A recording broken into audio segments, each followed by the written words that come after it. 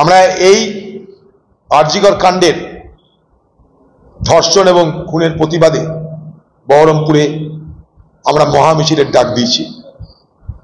কারণ আমরা মনে করছি যে নাগরিকরা যে আন্দোলন করছে করুক, কিন্তু রাজনৈতিক দল হিসাবে আমরাও আমাদের দায়িত্ব এড়িয়ে যেতে পারি না।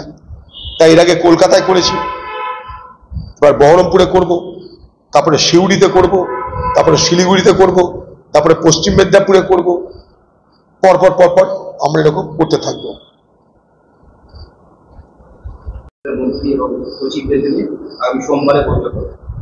করতে পারে মুখ্যমন্ত্রী বাংলা আরো কিছু নিদান দেবে, আরো কিছু পথ্য দেবে, স্বাস্থ্যমন্ত্রী আরো কিছু প্রেসক্রিপশন করবে। দমাতে পারছে না, থামাতে পারছে না দিশেহারা বাংলার মুখ্যমন্ত্রী মমতা ব্যানার্জি। তিনি কখনো ভাবতেও পারেননি যে এ বাংলায় এরকম কখনো স্বতঃস্ফূর্ত মানুষের আন্দোলন হতে পারে। এটা তার স্বপ্নের বাইরে ছিল, কল্পনার অতীত ছিল। তাই এই মুহূর্তে বাংলার মুখ্যমন্ত্রী দিশেহারা, সামলানোর চেষ্টা করছেন, কিন্তু বাংলার মানুষের মধ্যে যে ক্ষত তৈরি হলো, বাংলার মানুষের অন্তরে যে ক্ষত তিনি তৈরি করলেন এই ধর্ষণ এবং খুনের ঘটনার পরিপ্রেক্ষিতে, যেখানে পুলিশকে লাগালেন, পার্টিকে লাগালেন, নিজে উদ্যোগ নিলেন, সমস্ত তথ্যকে লোপাট করে দেওয়া, সমস্ত তথ্যকে এদিক ওদিক করে দিয়ে, প্রমাণকে নষ্ট করে দিয়ে, প্রমাণকে লোপাট করে দিয়ে ধর্ষকদের বাঁচানোর যে চেষ্টা পশ্চিমবঙ্গ সরকার, তার পুলিশ, তার প্রশাসন করেছে, এই ক্ষত বাংলার মানুষের মন থেকে কখনো দূরীভূত হবে না। কংগ্রেসের 10 তারিখে যারা জুনিয়র চিকিৎসক ছিল তারা কারণ সেই ভিত্তিতে বই রয়েছে, যারা চেস্ট মেডিসিন যেখানে ঘটনা ঘটেছে সেখানকার যারা জুনিয়র চিকিৎসক তারাও আর কি ভাঙচুর কাণ্ডে জড়িত আর কি এরকমটা অভিযোগ করছে, এবং তাদের প্রতিলিপির বইও রয়েছে যে ভাঙার কাজটা হয়েছে সাদা কাগজের উপর সই করে যে ভাঙার নির্দেশ দিয়েছিল, সেখানে জুনিয়র চিকিৎসকরাও জড়িত রয়েছে।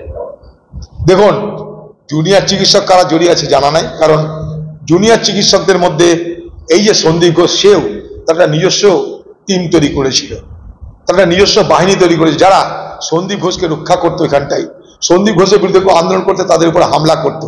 তো সেরকম কেউ মোসাহেব থাকতে পারে, সব সমাজের সব অংশের মধ্যে মোসাহেব থাকে, দালাল থাকে। তাই চিকিৎসকদের মধ্যেও একটা অংশের দালালি আছেই, সে দালালদের মদত পাচ্ছে এই সরকারও পায় এবং প্রশাসকও পায়। অতএব এটা মানে এটা নয় যে গোটা চিকিৎসক জগৎ তাদের পক্ষে আছে। কোন একটা অংশ দুর্নীতিগ্রস্ত তারা, যেমন ডাক্তার নিজেই, যে সন্দীপ ঘোষ সেও তো ডাক্তার, সে নিজে যখন দুর্নীতিগ্রস্ত হতে পারে ডাক্তার হয়ে, তখন জুনিয়রদের মধ্যেও কেউ দুর্নীতিগ্রস্ত হতে পারে, সেটাও তদন্ত সাপেক্ষ, তাদেরকেও সিবিআই ডাকুক।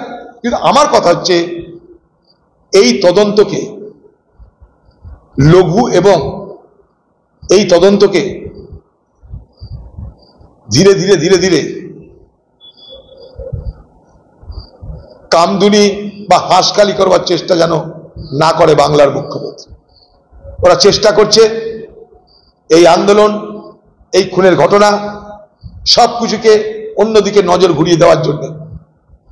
আমরা সিবিআইকেও বলবো, দুর্নীতি হচ্ছে ঠিক আছে, কিন্তু দুর্নীতির পাশাপাশি খুন এবং ধর্ষণ, ধর্ষণ এবং খুন, তার ঘটনার তদন্তের প্রকৃত অগ্রগতি কি, এটাও কিন্তু আমরা সবাই জানতে চাই।